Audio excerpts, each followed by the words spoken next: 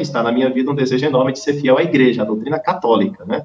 Então, quer dizer, vocês não estão escutando aqui uma defesa do Concílio Vaticano II de uma pessoa simplesmente que não está nem aí para a doutrina. Quer dizer, pessoal, eu quero salvar a minha alma, como você também quer salvar a sua alma. Agora, eu não entendo como é que a gente quer salvar a nossa alma fora da estrutura visível que o Senhor deixou para nos salvarmos.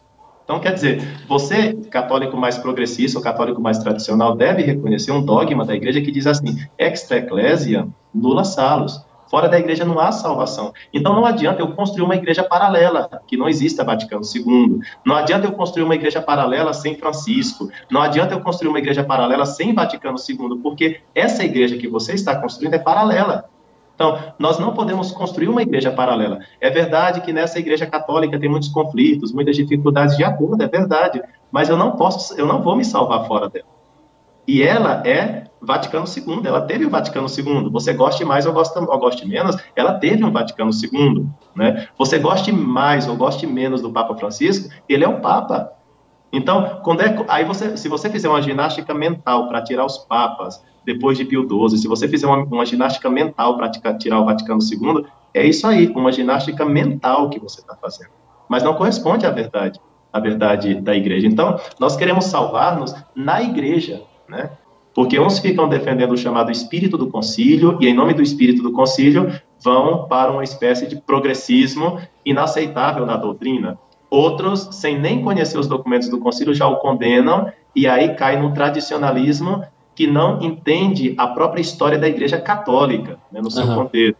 Uma coisa que a gente se preocupa ao estudar esses temas é entender realmente a história do Concílio Vaticano II. Sem essa história, é muito fácil isolar um tema e absolutizar esse tema. Porque a verdade tem direitos, então o documento sobre a liberdade religiosa está errado.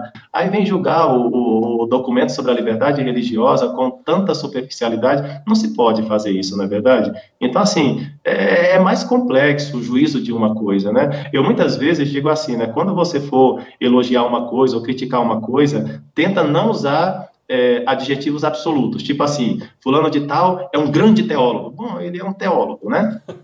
Esse papa é o melhor papa da história. Bom, é um papa, né? Então, maneira um pouco na maneira de falar, porque a sua maneira de falar expressa o equilíbrio da sua mente também.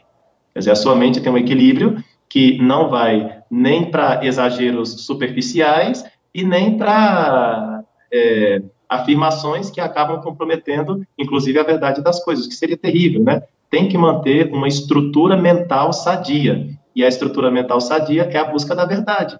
Todos nós estamos buscando essa verdade, que é Jesus Cristo, nosso Senhor. E o que acontece aqui?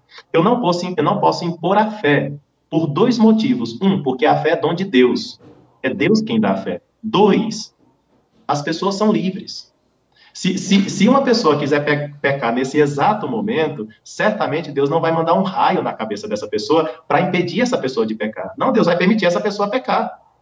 Se até Deus permite uma pessoa pecar e não manda um raio na cabeça para destruir essa pessoa, então, se até Deus permite, como é que eu não vou permitir uma pessoa viver na sociedade buscando a verdade, mesmo que ela não tenha conseguido ainda a verdade, não vou destruir essa pessoa, não vou inibir essa pessoa, não vou proibir o culto religioso que até agora ela chegou e que ela pensa que é verdadeiro, por mais que não seja. Contanto que essa ação pública não venha a, digamos assim, a ser um atentado contra a sociedade. Quer dizer, se eu, em nome da minha religião, quero colocar bomba nos outros, ou no mercado, logicamente a polícia tem que intervir e essa liberdade religiosa não é autêntica. Mas enquanto não prejudica o bem comum, eu tenho que respeitar a consciência das pessoas, porque as pessoas são sujeitos de direitos. Então, por isso, o tema da liberdade religiosa é um tema de compreensão do que é a pessoa humana, sem dúvida alguma, que ajuda muito as filosofias personalistas, ajuda uma compreensão da teologia do que é a pessoa humana, os direitos humanos, e sem dúvida alguma, depois João Paulo II vai contribuir muito com relação à teologia do corpo, né? João Paulo II já estava no concílio, como Karol Wojtyla, né? E ele se interessa muito pelo tema, inclusive no documento sobre a Gaudium et Spes, a igreja no mundo de hoje. Quer dizer, é uma compreensão mais profunda de uma doutrina tradicional. Eu estou aprofundando naquilo que eu sempre disse. Você entende? Então, a liberdade religiosa é o desenvolvimento disso aí, o congruente com a dignidade da pessoa humana. É isso, né? Se a pessoa entende isso aqui que eu estou dizendo, ela não tem crise com o documento Dignitatis Humanae, que é o documento do Vaticano II, que fala da liberdade religiosa. Inclusive, que assim, o pessoal tem que saber de uma coisa, que o problema do bispo francês, o Marcel Lefebvre, né, que é o fundador da Fraternidade São Pio X, não foi um problema de liturgia, foi um problema em torno da liberdade religiosa.